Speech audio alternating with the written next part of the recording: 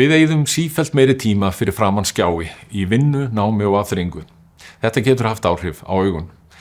Helstu áhrif skjánotkunar á augun eru þreyta, þurrkur, sviði og stundum höfuðverkur.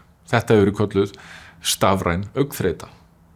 Ástæðurnar eru þær helstar að við blikkum sjaldnar. Blikktíðnin er til dæmis miklu lægri en þegar við erum að lesa í bók. Tárin gufa þá hraðar upp. Skjárinn er líka oft of nálægt eða langt frá augunum og síðan getur viftan og hitinn frá tölvunni þurrkað upp augun. Ljósin frá skjánum hafa oft truflandi áhrif, sérstaklega ljós af bláutíðninni. Þetta veldur oft spennu í augum og augþurrki. Nú, hvað er hægt að gera?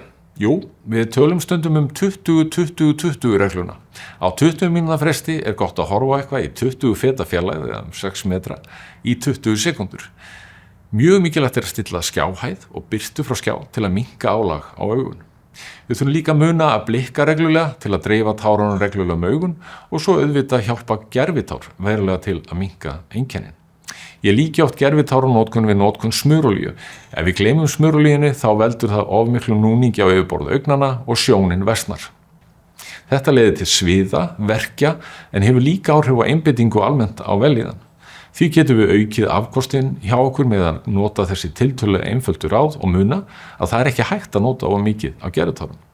Sérstök gleraugu virðast hjálpa verulega við vellíðan í augum. Sérstök blá ljósa sía í glerugum hefur sýnt sig að virka mjög vel til að halda þreytueinkennunum niðri við skjáfinu. Strax eftir 35 ára aldurinn hafa augasteinarnir harðnað það mikið að það er orðin töluverð vinna fyrir vöðvana í kringu þá að stilla augun á skjánum.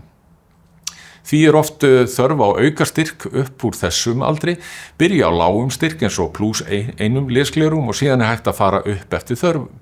Þetta hvílir augun verulega, minnkar spennu og eykur þægindi. Meginatriði augnverndar við skjáfinu felast í réttri vinnustellingu og reglulegum hléum.